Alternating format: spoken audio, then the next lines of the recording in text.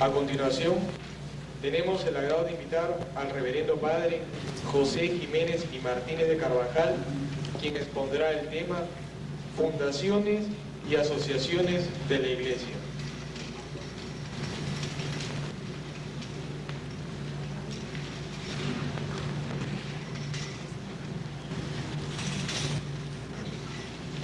Muchas gracias a todos ustedes, no solamente los organizadores, sino todos los asistentes que han tenido la amabilidad de volver de nuevo a este ciclo de conferencias. No quedaron suficientemente cansados ayer, si han tenido la amabilidad de volver a escuchar. El tema que se me había indicado, es un tema muy importante en la Iglesia, que es el de las fundaciones y asociaciones de la Iglesia. Para hablar de este tema, que en último término incluye una serie de elementos, no solamente el de la personalidad, solemos decir en castellano, en español, la personalidad jurídica o la personería que utilizan en el lenguaje jurídico de ustedes, de esas fundaciones y asociaciones, sino también de toda su regulación jurídica. Antes de iniciar propiamente el tema de las asociaciones y fundaciones, que yo me voy a limitar básicamente a hablar de su situación en España, que es lo que naturalmente conozco, pero que de ella pueden deducirse, como hacíamos ayer al hablar de términos generales de la relación Iglesia-Estado, una serie de ideas, de consideraciones, que pueden ser objeto de aplicación también en otros sitios. Yo creo que de ese diálogo entre las realizaciones concretas de unos principios en unos países y en otros es donde nos enriquecemos mutuamente y podemos ir aprendiendo todos. Pero antes de entrar en el tema estricto de las fundaciones y asociaciones, yo creo que es conveniente dar una idea previa de cuál es el régimen jurídico general de las diversas confesiones o religiones en España. Digo esto porque ayer se apuntó algo de que el sistema español hace una especial consideración y tratamiento de la Iglesia Católica, sin que eso sea obstáculo a que las demás confesiones tengan absoluta libertad para actuar dentro de las normas generales del ordenamiento español. Por eso yo creo que es conveniente clarificar esta situación para evitar confusiones. Cuando podamos hablar de una fundación concreta, por ejemplo, de la Iglesia Católica o de cualquier otra entidad de la Iglesia Católica, o cuando hablemos de una entidad o confesión religiosa ajena a la Iglesia Católica. Para eso conviene recordar que el régimen jurídico español de libertad religiosa distingue entre lo que sería la libertad individual y lo que es ya la libertad o los derechos de los grupos. Por lo que se refiere a los derechos individuales, en España no existe diferencia absolutamente ninguna entre unas confesiones y otras. Es decir, todos los españoles son iguales ante la ley, cualquiera que sea su religión. No hay una preferencia por ser católico, por ser agnóstico, por ser protestante, por ser judío o de cualquier otra religión. Eso aparece claro, es el artículo 14 de la Constitución española, vigente, que dice textualmente: los españoles son iguales ante la ley, sin que pueda prevalecer discriminación alguna por razón de nacimiento, raza, sexo, religión, opinión o cualquier otra condición o circunstancia personal o social. Y el artículo 16, en su párrafo primero, dice que se garantiza la libertad ideológica, religiosa y de culto de los individuos y las comunidades sin más limitaciones en sus manifestaciones que las necesarias para el mantenimiento del orden público protegido por la ley. Y el número 2 añade: nadie podrá ser obligado a declarar sobre su ideología, religión o creencias. Precisamente para evitar el peligro de cualquier tipo de discriminación, a nadie se le puede obligar a declarar cuál es su ideología o su creencia. Sin embargo, por lo que se refiere a los grupos religiosos, ya a las comunidades, a las iglesias, ahí sí hay una cierta diferencia. Diríamos que hay una regulación escalonada, que voy a procurar que se haga hacerlo lo más claramente posible, y que yo diría que abarca 4 eslabones, 4 estadios. que yendo del más genérico al más específico de la Iglesia Católica podrían ser los siguientes.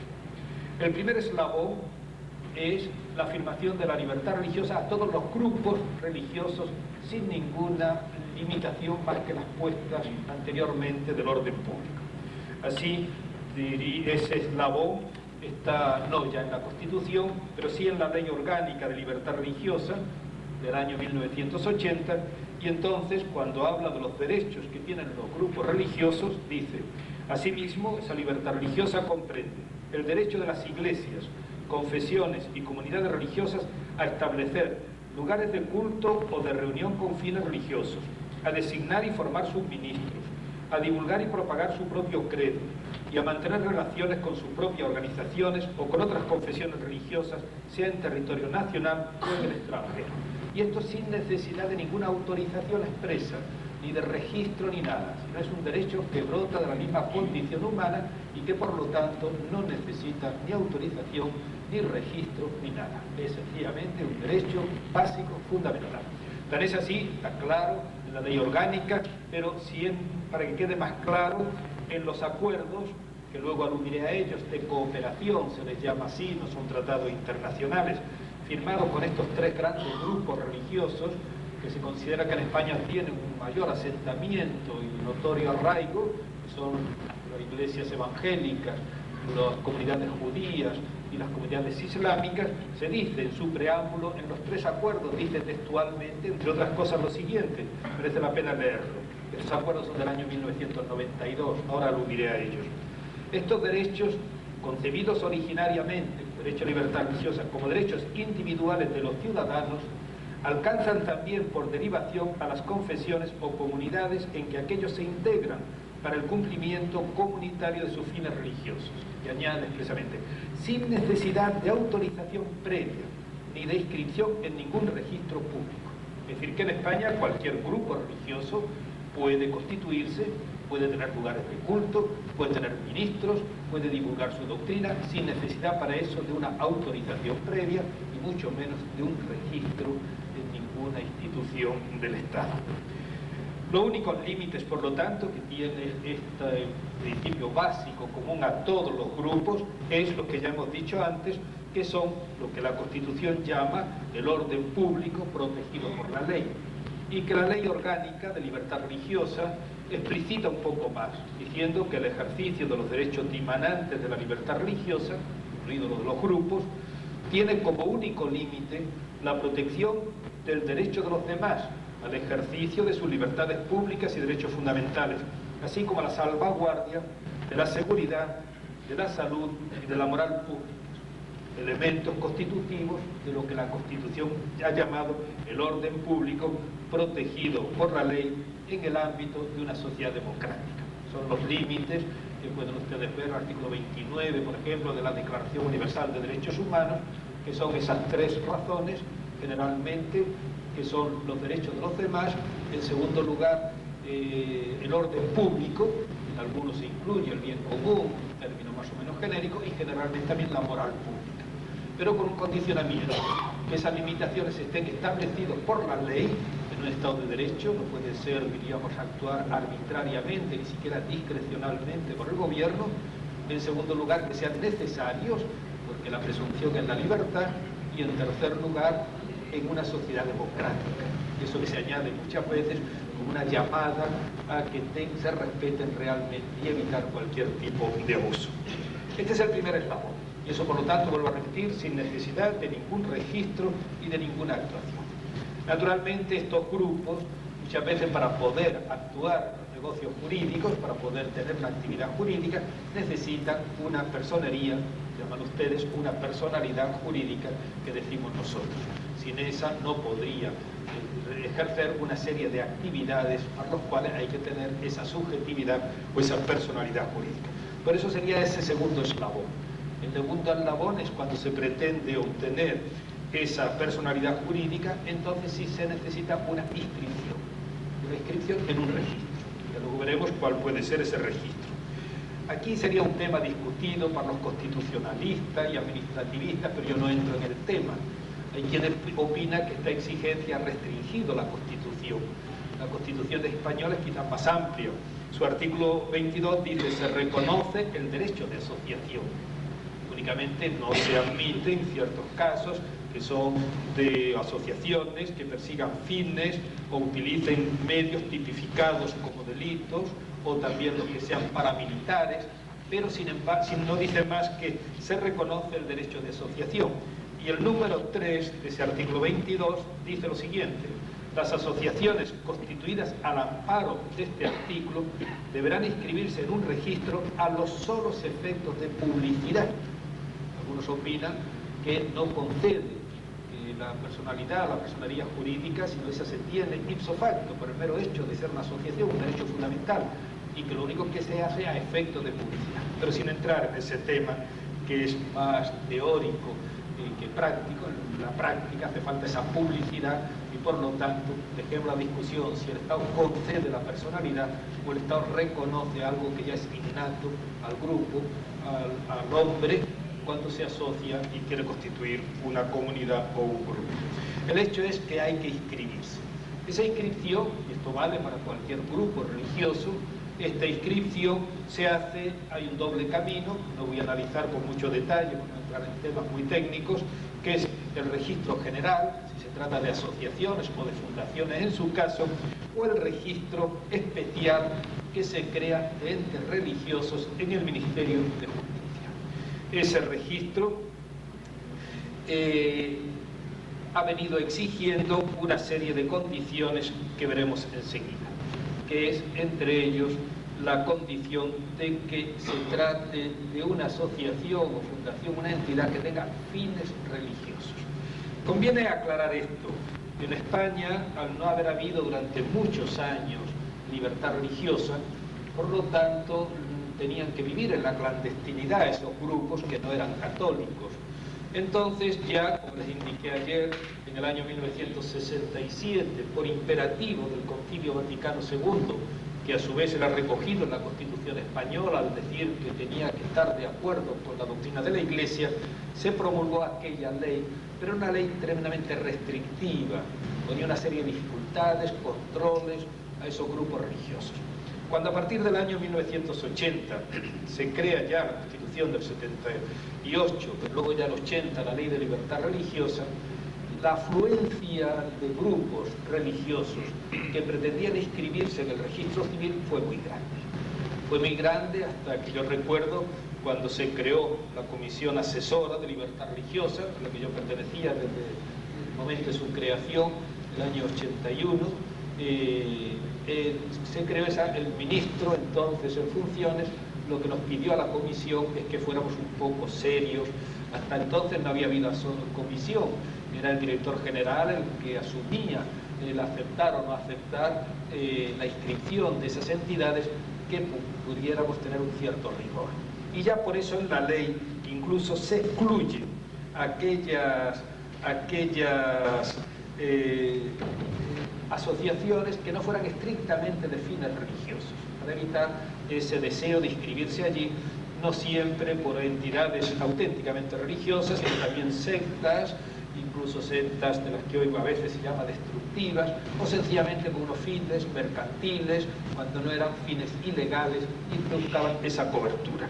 Por eso ya la Ley de Libertad Religiosa, en su artículo 3, número 2, decía: quedan fuera del ámbito de protección de la presente ley, que protegía a los grupos religiosos, las actividades, finalidades y entidades relacionadas con el estudio y experimentación de los fenómenos psíquicos o parapsicológicos, o la difusión de valores humanísticos o espiritualistas u otros fines análogos ajenos a los religiosos. Es decir, fines legítimos muchas veces, pero para eso existía un registro general de asociaciones o fundaciones y no era necesario ir a ese específico de los grupos religiosos. Digo esto porque este punto va a tener luego una cierta repercusión también en la Iglesia Católica.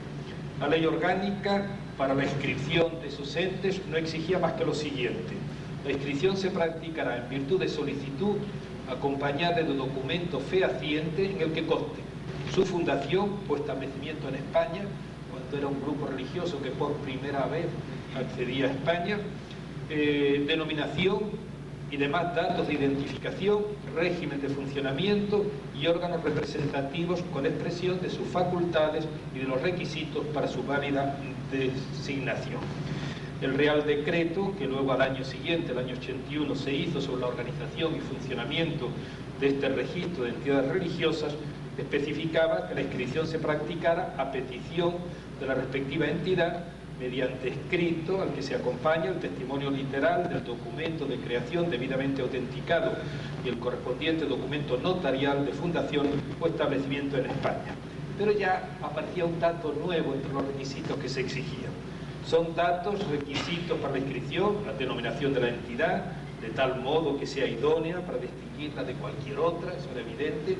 A veces tuvimos, por ejemplo, como anécdota, un grupo religioso que se pretende ser católico, el Palmar de Troya, mejor conocido, han oído hablar aquí de él, un poco pintoresco allí en España, que no tardó mucho en poderse inscribir, sencillamente porque se redefinía como Iglesia Católica Apostólica Romana, en vez de romana solía poner palmeriana, es decir, era la misma Iglesia Católica. Claro, tiene que ser una entidad distinta, si no hay un derecho previo como es lógico. Pero además lo que interesa es domicilio, pero el apartado C que exigía fines religiosos. En el caso de las entidades asociativas religiosas, el cumplimiento de este requisito deberá acreditarse mediante la oportuna certificación del órgano superior en España de la respectiva iglesia o confesión. Insisto en que aquí aparece, y luego aludiremos a ello, un nuevo requisito, que tenía una finalidad religiosa. Y aquí vamos a tener algún conflicto sobre cuál es el concepto de fines religiosos. El tercer eslabón, decíamos, tres: en primer lugar de libertad absoluta, un segundo de registro para poder actuar con personalidad jurídica, un tercer eslabón que conviene conocer, aunque no repercute, en parte sí repercute, como veremos, en lo que se refiere al régimen fiscal e incluso al régimen de la propia asociación, lo que hemos llamado confesiones con notorio arraigo. ¿Qué quiere decir eso con notorio arraigo? En España existen algunas confesiones religiosas, ha sido la católica, la única prácticamente durante siglos, pero no cabe duda que en su historia se ha notado la presencia de otras confesiones religiosas. Esas confesiones religiosas en concreto ha sido la protestante, en sus diversas manifestaciones. Ninguna en particular se consideraba que tenía notorio arraigo, que estaba arraigada dentro de la sociedad española, pero sí se ha concebido que en conjunto una confederación de iglesias evangélicas, en los cuales a veces entran algo que no tiene nada que ver con lo evangélico, como son por ejemplo la iglesia ortodoxa, ha sido un poco un cajón desastre, decimos nosotros, donde se han unido todos aquellos que son cristianos no católicos, sería más bien su definición negativa, ¿no? Luego, por otra parte, estaba el judaísmo. Ciertamente el judaísmo es muy poco numeroso en España, no debe haber más que unos 12.000 judíos. Sin embargo, se consideró que había tenido un notorio arraigo, que en la cultura española había dejado su huella. Y lo mismo se pensó con el Islam. Tampoco el Islam es muy numeroso en España, hay muchos, eso sí, emigrantes que no son españoles, pero van adquiriendo la nacionalidad y algunos, es un fenómeno en toda Europa, ya pues hay de nacimiento y que por lo tanto son españoles o alemanes ya de nacimiento, aunque pertenezcan a la religión islámica. La verdad es que sobre todo estos dos últimos, si por notorio arraigo se quería entender algo de que fuera no solo histórico y cultural, sino que fuera algo actual, era difícil. El mismo Consejo de Estado puso sus reparos, ¿no? Sin embargo, en la comisión asesora fuimos muy generosos, quizás por razones históricas. No olviden que estos acuerdos se van a firmar en el año 92, es decir, cuando era el 5º centenario de la expulsión de los judíos de España. Era una forma de reparar un hecho histórico, que no fue una persecución religiosa, que se convirtió, se pudo quedar. Mejor que decir, fue más persecución religiosa, nunca hubo racismo, no se expulsaba a los judíos por ser judíos, sino por la religión, por eso pudieron quedar y muchos quedaron convertidos. Pero quiero decir, se firmaron estos acuerdos. Estos acuerdos alguna repercusión van a tener en lo que se refiere, que luego indicaré, tanto a su régimen, tienen que inscribirse esas religiones previamente, una vez inscritas, si se le declara de notorio arraigo, entonces se puede firmar un acuerdo de cooperación con ellos. Quizás nuestra terminología no es del todo correcta, es un acuerdo pero no internacional, más bien es, los italianos quizás precisan más, tienen la figura semejante, y ellos hablan de una ley previa intesa, una ley previamente pactada, que la fuerza no le viene tanto del pacto sino de la ley. Es decir, es un convenio, un pacto que se hace de mutuo acuerdo y que luego se transforma en ley. Una ley, por lo tanto, que dan las Cortes, las cámaras legislativas tienen que aprobarlo como otra ley cualquiera. Digo eso porque la diferencia es esencial con la Iglesia Católica, donde es un tratado internacional que tiene un valor superior al de las leyes. Bien, esto, vuelvo a repetir, tiene algunas matizaciones que luego indicaremos y se refiere sobre todo ha sido matizado por la ley de fundaciones, por lo que se refiere a los acuerdos de este tipo, como también de la Iglesia Católica, se rigen por sus propias normas, es decir, de alguna forma pueden escapar a cierta regulación de fundaciones, como es el protectorado estatal, que a veces es muy riguroso, etc. Y sobre todo gozan de un régimen tributario y un régimen fiscal beneficioso, como cualquier entidad que tenga fines no económicos, sino que tenga entidades de carácter benéfico y asistencial. Lo que sí establecen los acuerdos de cooperación, al margen de esto, son unos derechos específicos que afectan a temas de interés. Para que oírlo alguna vez, se refiere tanto a los evangélicos, a los judíos, como a los musulmanes, lo que se refiere a los ministros de culto, el ejercicio de su ministerio, la seguridad social, el servicio militar de los mismos, la protección jurídica a los lugares de culto, los efectos civiles de su matrimonio. El matrimonio contraído de alguna de estas formas puede tener efectos civiles, la asistencia y enseñanza religiosa en centros públicos, que también está regulado, beneficios fiscales, las festividades religiosas, reconocimiento especial de ellas, así como también especialmente cuando se trata de judíos y musulmanes, ciertas normas dietéticas y protección de sus marcas, y también, cuando se trata de estos dos últimos, su patrimonio histórico, artístico y cultural. Pero pasemos al cuarto eslabón.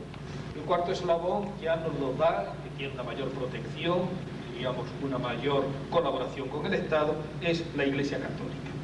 El artículo 16.3 de la Constitución, como ya les leí ayer, dice que los poderes públicos tendrán en cuenta las creencias religiosas de la sociedad española. Después de haber dicho, ninguna confesión tiene carácter estatal. Por tanto, esto copiado ya de la Constitución de Weimar, alemana, no es una, como pudo interpretarse en la Segunda República Española, no es una hostilidad ni un desentimiento, sencillamente no acepta una religión oficial. Pero a pesar de eso, los poderes públicos tendrán en cuenta las creencias religiosas de la sociedad española y mantendrán las consiguientes relaciones de cooperación, distintas en unos con otros, con la Iglesia Católica y las demás confesiones religiosas. Este artículo, que fue objeto de profundos estudios, debates, porque era un momento crítico, no olvidemos, no quiero entrar en eso, si acaso luego a alguien le interesa, en la discusión se puede hablar, que España, en esta Constitución, salía de uno de sus clásicos vaivenes históricos. Se había vivido una vida de Estado confesional durante siglos, especialmente consagrado en las primeras constituciones del siglo XIX, del 1812, del 45, 76, el acuerdo, el concordato entre Pío IX y la reina Isabel II, donde establecía en su artículo primero la religión católica, apostólica, romana, que con exclusión de cualquier otro culto continúa siendo la única de la nación española, etc. Y entonces vino luego, diríamos, la ley del péndulo, y vino la postura totalmente contraria, que se manifestó en la Segunda República, el año 31, 1931 en España, y donde entonces la legislación fue no neutral, sino totalmente persecutoria de la Iglesia. Bastaría recordar la supresión de la Compañía de Jesús, fue disuelta precisamente en España, donde tenía sus orígenes, y todos sus bienes fueron incautados. Se estableció una ley especial para las órdenes y congregaciones religiosas, donde se les negaban los más elementales derechos que puede tener cualquier persona, y especialmente se le prohibía toda la enseñanza religiosa, o tener colegios. Hubo también la secularización de los cementerios, hoy quizás es un fenómeno normal, pero en aquellos momentos podía tener su significación. Se impuso obligatoria la escuela laica, sin ningún tipo de enseñanza, se suprimió todo lo que era dotación de culto y clero, se suprimió algo que era muy tradicional en España, que era la asistencia religiosa a las Fuerzas Armadas, se impuso el matrimonio obligatorio civil, cuando paradójicamente antes era el canónico el único obligatorio y el único existente. Ahora se prohibía el matrimonio canónico, mejor dicho, se negaban sus efectos civiles, se suprimieron todos los signos religiosos. Este carácter persecutorio, no del todo violento, se manifestó algunas veces en la quema de templos, de lugares sagrados, con una cierta pasividad de las autoridades, tuvo ya, digamos, su eclosión, ya su paroxismo, en el comienzo de la Guerra Civil, los años 36, 37, entonces la persecución religiosa en la zona que era republicana llegó ya a extremos que nos avergüenzan, pero ahí son como una lección para la historia. La muerte, asesinado de obispos y sacerdotes, 12 obispos, 7.000 entre sacerdotes y religiosos y religiosas, por el mero hecho de serlo, matanza también de muchísimos seglares, a veces por el mero hecho. Ahora se ha celebrado la canonización de nuestro primer santo, beato gitano, que fue muerto efectivamente por eso, sencillamente por llevar un rosario y manifestar su fe religiosa y llegarse a profanar de ella. Y eso ha unido también a la destrucción total de los templos, de lugares de culto y la prohibición de toda forma de manifestación religiosa. Entonces vino el bandazo siguiente, vino la reacción después de terminar la guerra civil, y entonces apareció un Estado más confesional todavía que lo pudo ser anteriormente. No me detengo en ello. Esa confesionalidad no solamente estaba en el concordato del 1953, donde se decía que la religión católica, apostólica romana sigue siendo la única de la nación española y gozará de los derechos y de las prerrogativas, pero todavía más acentuada esa confesionalidad en las leyes fundamentales del Estado, especialmente en sus leyes del fuero de los españoles, que sí, incluso establecía una prohibición de otras religiones fuera de los extranjeros, que se les permitía profesar su religión, pero solamente en privado, la ley de sucesión de la jefatura del Estado y sobre todo la ley fundamental del reino del año 58, donde incluso se establecía ese principio que luego paradójicamente sirvió para dar el cambio, el principio de que cualquier ley, si era contraria a la doctrina de la Iglesia, era anticonstitucional, era nula. Precisamente por eso, cuando la Iglesia dijo que había que tener libertad religiosa, la ley que prohibía a otras religiones resultaba nula por su propia naturaleza, por ser contraria a los principios fundamentales del movimiento que se establecían en esa ley fundamental del reino. Dejando esto, nada más que para llamar la atención, explicar que se discutió y finalmente había quien quería seguir manteniendo que España era un Estado católico, pero se tuvo esta disimulada confesionalidad sociológica que yo llamaba y que es muy parecida a la que tienen ustedes en la Constitución también peruana, aunque no tan explícita. Ahí se dice sencillamente, no se dicen los motivos, sino que habrá unas relaciones especiales con la Iglesia Católica. No dice como la peruana, más completa en eso, por razones históricas y su influjo en la cultura y en la moral del pueblo, sino sencillamente por su condición especial sociológica en la sociedad española, ¿no? Por esto digo, para no extrañar que haya todavía pues, un tratamiento un poco especial. Entonces, ¿cuál es la regulación de la personalidad jurídica de todos los entes eclesiásticos católicos? Tenemos como base, naturalmente, el concordato de 1900, o mejor dicho, nosotros ya no le llamamos concordato, aunque lo es, pero como son 4 acuerdos, o 5, mejor dicho, el del 76 y luego los 4 acuerdos del 78, son 4 acuerdos, pero son tratados internacionales y por tanto podemos hablar en términos generales del concordato con la Santa Sede. Entonces aquí, diríamos, estos entes van escalonándose. En primer lugar, se reconoce, por supuesto, especialmente a la Iglesia Católica. La Iglesia Católica goza de un expreso reconocimiento, como hemos visto en la misma Constitución. No es necesario que haya ninguna ley que le conceda personalidad o personería jurídica, porque ya la Constitución la establece, la da a conocer como tal. La personalidad jurídica también internacional de la Santa Sede no se dice expresamente, ninguna anécdota curiosa, porque me parece que en toda la historia del derecho concordatario, y el único caso donde se hablaba del expreso reconocimiento de la personalidad jurídica internacional, no solamente de la Iglesia Católica, sino también de la Santa Sede, cosa que a veces no se encuentra ni siquiera en los tratados de Letrán, era en el Concordato Español de 1953, y luego al año siguiente en el Concordato Dominicano de 1954, que gran parte se hizo a la luz de eso. Y se reconocía esa personalidad jurídica internacional de la Santa Sede y del Estado Ciudad del Vaticano como dos personalidades distintas, cosa discutible dentro de los mismos internacionalistas y publicistas. Pero sí hay un reconocimiento implícito, por lo menos, desde el momento en que se establece relaciones diplomáticas, incluso al nuncio se le otorga esa distinción de ser el decano del cuerpo diplomático acreditado en España, de conformidad con lo que se estableció ya en el siglo XIX, 1815 en el Congreso de Viena y en el Protocolo de Aquisgrán de 1818, y que actualmente el último tratado internacional, Convención de Viena sobre relaciones diplomáticas, admite la posibilidad que aquellos países que tradicionalmente conservaban esa distinción para el representante de la Santa Sede lo mantengan, y España lo mantiene. Pero también el hecho de firmar un tratado internacional ya supone naturalmente el reconocimiento de su personalidad jurídica internacional. Normalmente si España y Perú firman un tratado internacional, no tienen que decir que reconocen la personalidad jurídica, el hecho de firmarlo hace ese reconocimiento. En tercer lugar, hay un expreso reconocimiento, y eso sí tiene su interés, a la Conferencia Episcopal Española. La Conferencia Episcopal Española se le reconoce expresamente personalidad jurídica, civil. Dice el artículo primero, en el número 3, de ese acuerdos y asuntos jurídicos, el Estado reconoce la personalidad jurídica civil de la Conferencia Episcopal Española de conformidad con los estatutos aprobados por la Santa Sede. Tanto hay una remisión a los estatutos de la conferencia por los cuales se rige, no se le impone ninguna otra, digamos, reglamentación. Alguien piensa que esto no era necesario, como veremos luego, cuando hay un reconocimiento de la estructura básica de la Iglesia, quizás no era necesario.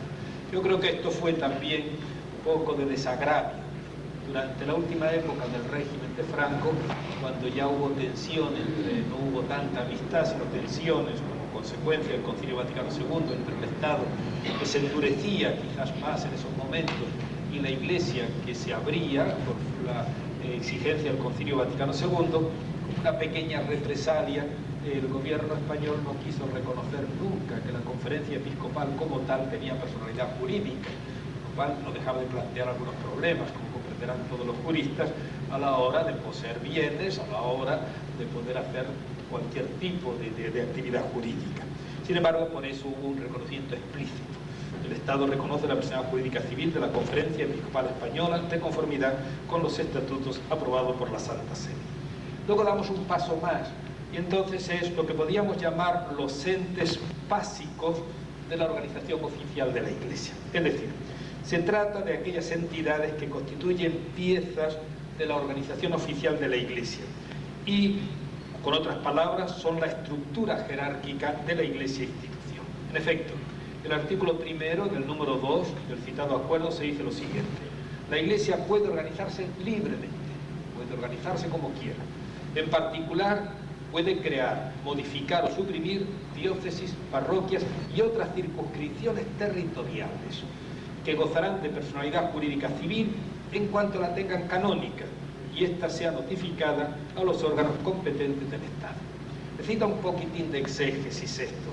En primer lugar, está claro, la diócesis, elemento esencial en la Iglesia, de su estructura jerárquica como institución, las parroquias lo son también, y se habla de otras circunscripciones territoriales. Ahí podría haber entrado la Conferencia Episcopal, la circunscripción, una base territorial de todo el país.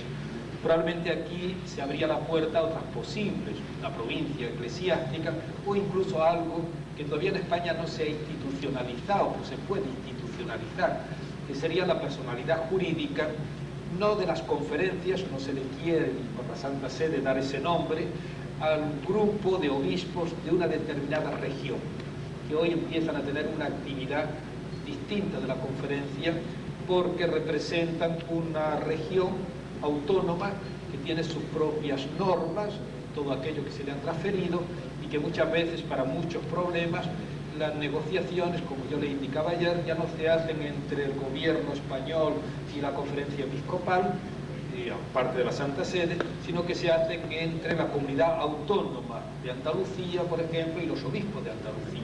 Ahora bien, los obispos de Andalucía en sí no constituyen una personalidad jurídica, lo pueden constituir los obispos de la provincia de Granada, Andalucía Oriental, o de la provincia de Sevilla, Andalucía Occidental. Luego da la casualidad de que esas provincias no coinciden con las regiones, con lo cual ahí se habla de la asamblea de los obispos. Algunos utilizan la palabra. Cataluña quisieron especialmente utilizar con autonomía la conferencia episcopal catalana, no ha sido reconocida como tal por la Santa Sede para evitar conflictos, pero de hecho ahí son una realidad objetiva que tienen que actuar. Y entonces está abierta la puerta. Si algún día la Iglesia crea algo así como la conferencia episcopal andaluza o vasca o gallega o catalana o aragonesa, entonces tendría personalidad jurídica en virtud de esto, sin necesidad de registro, sino sencillamente, como dice, y ésta sea notificada a los órganos competentes del Estado. Por lo tanto, quien le concede la personalidad canónica, ya esa erección canónica lleva consigo, por concesión del Estado, automático por el acuerdo, la personalidad o personería jurídica, civil también, aunque lógicamente el Estado debe saberlo a efectos de eso, y lo que se pide es una mera notificación. Dejando ya pues otros problemas que plantean, pasamos ya al otro grado, que son los institutos. Bien, quiero únicamente indicar, por supuesto, ya no sería necesario decirlo, que en estos casos estas personas se rigen por derecho canónico, no por el derecho estatal. Hay un repío y una remisión en virtud del cual se rigen por la personalidad canónica que tienen. Lo otro se trata de una mera notificación. Pasamos ya a un nuevo capítulo, que es los institutos, que podríamos llamar en términos generales de vida consagrada. Es decir, aquello que no pertenece a la base territorial de la Iglesia, sino más bien a la organización personal. En esto se dice expresamente, en el acuerdo de asuntos jurídicos, de concordato, que es el que estábamos tomando como base, que la Iglesia puede asimismo erigir, aprobar o suprimir, plena libertad, órdenes, congregaciones religiosas, otros institutos de vida consagrada y otras instituciones y entidades eclesiásticas. Y la Iglesia tiene plena libertad para erigir todo ello. Sin embargo, hay matizaciones en cuanto a la adquisición de esa personería o personalidad jurídica civil. Cuando se trata de las órdenes, congregaciones religiosas y otros institutos de vida consagrada, entonces estos distinguen el acuerdo entre aquellos que ya tenían personalidad jurídica anterior, en virtud del Concordato del 53, que había sido muy generoso, y los que no la tienen todavía. Los que tenían esa personalidad jurídica anterior, entonces el Estado reconoce esa personalidad jurídica y su plena capacidad de obrar, esas órdenes, congregaciones religiosas, otro instituto de vida consagrada, de sus provincias y de sus casas, y de las asociaciones y otras entidades y fundaciones religiosas que hubieran hecho, todo ello se le reconoce automáticamente esa personalidad jurídica que tenían. Sin embargo, no obstante este reconocimiento de los derechos ya adquiridos en virtud del Concordato del 53, sin embargo se va a restringir un poquitín. Se quiere ya que se pase a un nuevo sistema, que es el registro, que pase por el registro de entidades religiosas, y para ello se respetan los derechos adquiridos, pero sin embargo se establece una limitación por lo que se refiere a la prueba de esa subjetividad o esa personalidad jurídica. Las órdenes, hay una disposición transitoria primera que dice: las órdenes, congregaciones religiosas y otros institutos de vida consagrada, sus provincias y sus casas, y las asociaciones y otras entidades o fundaciones religiosas que tienen reconocido por el Estado la personalidad jurídica y la plena capacidad de obrar, deberán inscribirse en el correspondiente registro del Estado en el más breve plazo posible. Deberán inscribirse. Si no se inscriben, siguen teniendo personalidad jurídica. Pero si transcurridos 3 años desde la entrada en vigor en España del presente acuerdo no lo han hecho, solo pueden, es decir, pasado ese tiempo, solo podrán justificar su personalidad jurídica mediante certificación del registro, sin perjuicio de que pueda practicarse la inscripción en cualquier otro tiempo. Es decir, aquí ya se ve el paso de una personalidad jurídica automática que habían tenido hasta entonces a la necesidad de un registro. No se aplica lo anterior para la personalidad, sí para su prueba, y se va a aplicar en el futuro. Para los que no gozan de esa personalidad todavía, institutos de vida consagrada, provincias, casas, etcétera, pero que la vayan a adquirir, la quieran después, se establece la necesidad del registro. La adquirirán mediante la inscripción en el registro correspondiente del Estado, la cual se practicará en virtud de documento auténtico en el que conste la elección, fines, datos de identificación, órganos representativos, régimen de funcionamiento y facultades de dichos órganos. En estos casos, que comprende también a las provincias y casas, no a las fundaciones, la legislación canónica actuará como derecho estatutario. Dice expresamente que a los efectos de determinar la extensión y límite de su capacidad de obrar y por tanto de disponer de sus bienes, se entenderá, se estará a lo que disponga la legislación canónica, que actuará en este caso como derecho estatutario. Eso es fundamental porque no están sometidos a la legislación del Estado en esas materias, sino que se rigen por las normas canónicas. No sé si ha sido un poco prolijo todo esto, pero me parecía necesario, por lo menos, para afrontar ya el tema de las asociaciones y fundaciones religiosas, que voy a procurar hacerlo lo más brevemente posible, porque el tiempo avanza. También con respecto a este tipo de entes, el acuerdo distingue entre los que gozaban de personalidad jurídica anterior, que esa la siguen manteniendo, aunque tengan que registrarse para su prueba, y los que no gozaban de ello. Los que no gozan de ellos tienen necesariamente que inscribirse en un registro de entidades religiosas que existe en el Ministerio de Justicia. Por eso el acuerdo dice textualmente una frase que es objeto de discusiones: las asociaciones y otras entidades y fundaciones religiosas. No entro en toda la problemática que plantea esa palabra entidades, porque en el ordenamiento español o son asociaciones o son fundaciones, pero puede haber otro tipo de entidades dentro de la Iglesia, por lo tanto abarca todo. Asociaciones y otras entidades y fundaciones religiosas que, estando erigidas canónicamente en la fecha de entrada en vigor del presente acuerdo, no gocen de personalidad jurídica, y las que se erijan canónicamente en el futuro por la competente autoridad eclesiástica, podrán adquirir la personalidad jurídica civil con sujeción a lo dispuesto en el ordenamiento del Estado. Aquí ya no hay toda aquella libertad que antes decíamos, mediante la inscripción en el correspondiente registro, en virtud de documento auténtico en el que conste la elección, fines, datos de identificación, órganos representativos, régimen de funcionamiento y facultades de dichos órganos.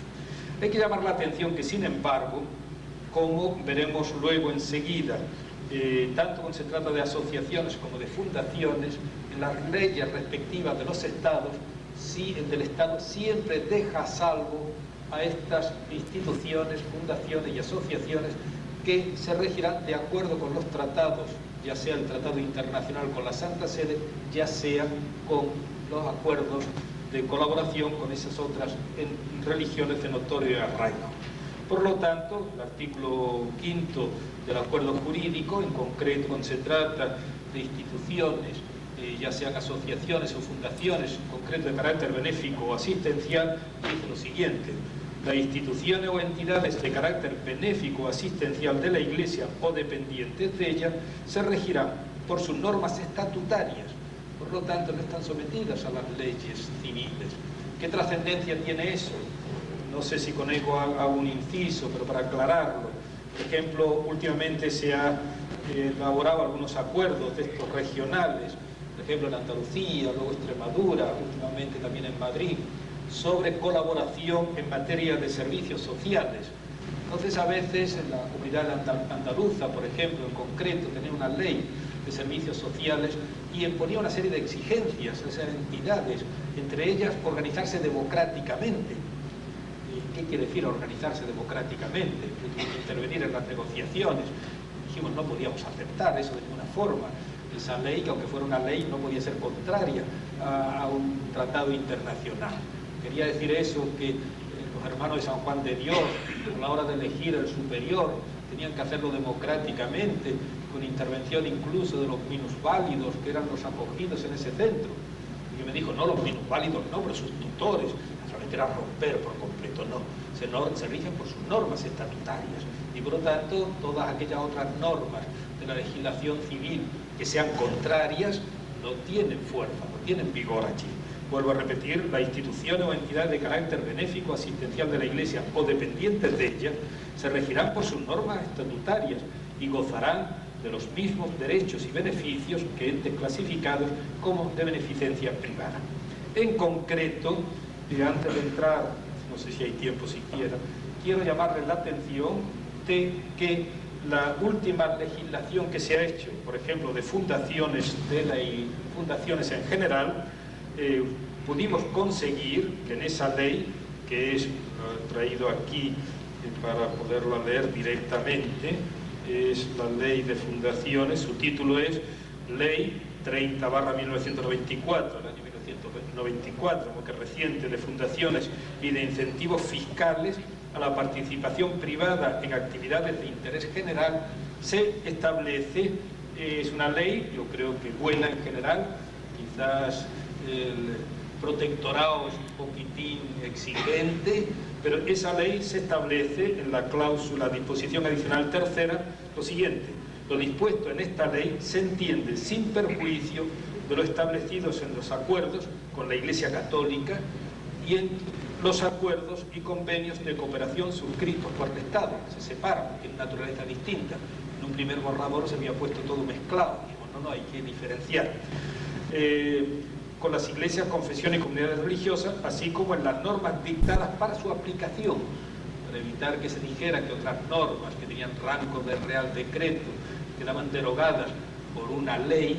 Se puso aquí que se mantenía todo lo que era, es decir, todo lo que era la regulación de esas entidades por las iglesias católicas, que tiene su regulación con el concordato y más luego algunas otras leyes posteriores, que ya no les voy a cansar con ellas, pero también lo establecido en acuerdos con las iglesias de notorio arraigo, se respetarían todos sus régimen propio.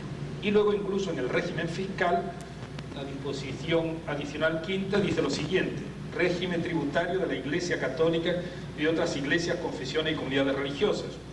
El régimen previsto en los artículos 48 a 58, que se refiere sobre todo a lo que es el impuesto sobre sociedades o aumento de patrimonio, etcétera, todo ello, dice, será de aplicación a la Iglesia Católica, que se aplica a las fundaciones que tienen una finalidad de utilidad pública, social, fines caritativos, y a las iglesias, confesiones y comunidades. Lo mismo también el régimen previsto en el artículo 58, que se refiere más bien a las donaciones. Es decir, todas las donaciones que se puedan dar a la Iglesia Católica o algunas de estas confesiones que tienen acuerdos, las otras no, sin un régimen general, esas tienen una desgravación no muy grande, suele ser un 20% de cualquier donativo que se dé, pero que siempre es un aliciente para ello. Pero lo interesante es, diríamos, esa cierta situación que se le considera, no digo privilegiada, pero sí especial para ello. Hasta aquí todo ha ido bien, hemos tenido mayores problemas. Ahora se plantea un problema que casi es como anécdota, que es el problema de esa exigencia que cada vez se hace mayor de los fines religiosos.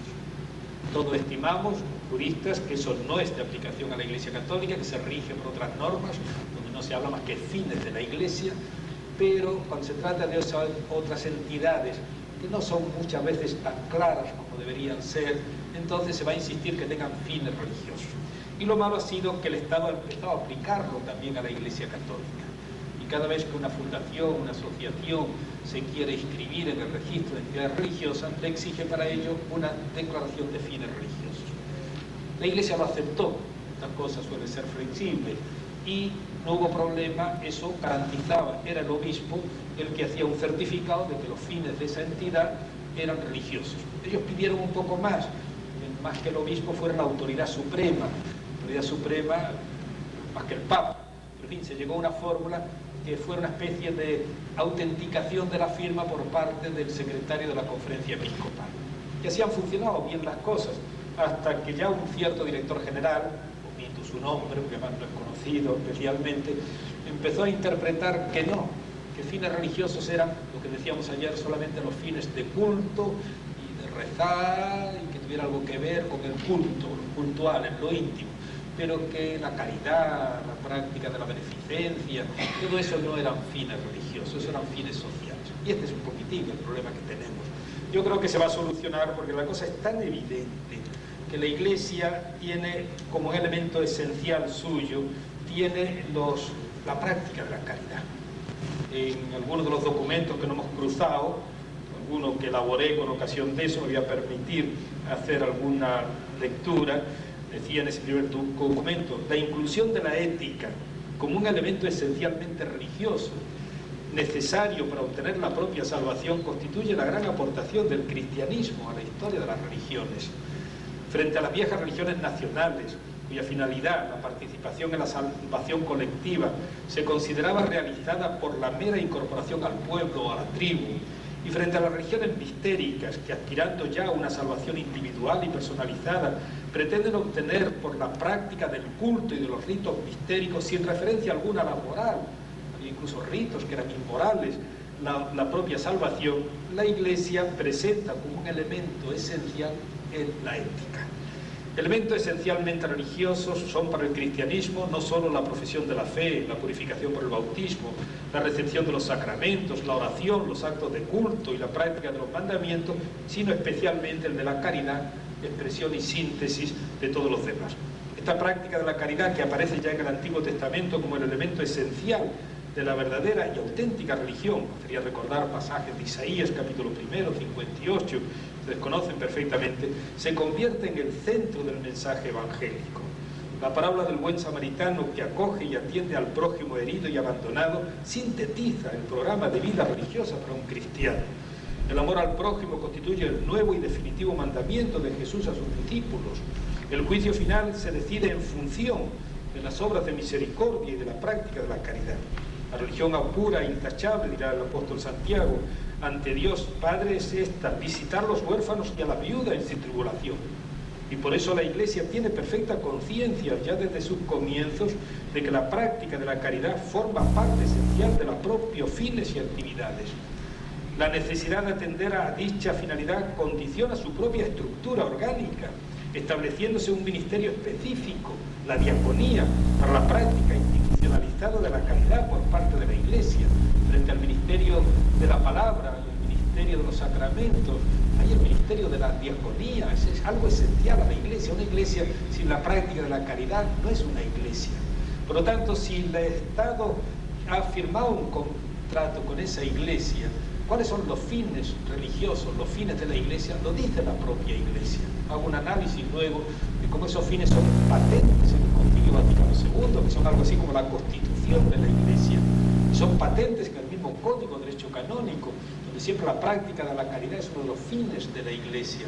Y por lo tanto, la más pura, diríamos, teoría del derecho internacional, cuando en un tratado internacional bilateral se utilizan conceptos o se incorporan instituciones, figuras o normas jurídicas que son de uno solo de esos ordenamientos, es él quien los interpreta. Eso es lo que el orden internacional se llama el fenómeno del presupuesto, supuesto previo, cuando se trata de conceptos jurídicos, o del repío, cuando se trata de una norma jurídica. ¿Quién define cuáles son sus fines? La Iglesia no va a poner a decir el Estado cuáles son sus fines, eso lo dice el Estado y cuáles son sus instituciones. La Iglesia es quien tiene que decir. En un tratado se dice que el ordinario del lugar, ¿quién es el ordinario del lugar? Eso no lo puede decir el Estado, eso lo tiene que decir la Iglesia. Y es la Iglesia la que en sus documentos básicos, su constitución, podríamos hablar así, el Concilio Vaticano II, la Gaudium et Spes, la Lumen Gentium, etc., establece cuáles son sus fines y su código de derecho canónico en una serie de cánones que naturalmente no les voy a cansar con ellos. Por eso digo que yo creo que eso se podrá resolver sin mayor dificultad y entonces tendremos una situación que yo creo que es no privilegiada, pero sí muy correcta, en virtud de la cual esas instituciones subvenciones, la Iglesia puede libremente crear todo eso, seguir con su obra caritativa y benéfica y obtener para ello una serie de beneficios que son los mismos que tiene una entidad que tenga esa finalidad. Beneficios fiscales, beneficios de degravaciones, las donaciones que se le hagan de cualquier tipo, etc. Y al mismo tiempo que se respeten sus propios estatutos, es decir, que su régimen interno no interfiera, no haya una colisión entre el régimen interno propio de una institución de la Iglesia Católica, por ejemplo una orden religiosa, y el régimen que podría imponerse y legítimamente impone quizás el Estado a una asociación que no tiene esas características. Yo me parece que me he pasado un poco del tiempo, había bastante otras cosas y consideraciones que hacer, pero yo creo que con eso es suficiente para tener una idea. No sé si ha quedado muy clara, porque el tema, al ser muy complejo, uno no sabe si bajar a detalles o quedarse en generalidades, y disculpen los fallos que haya podido haber, pero sí quedo a disposición, después de que intervengan vosotros que tienen que hacerlo, a cualquier duda o dificultad que yo pueda aclararles sobre ello.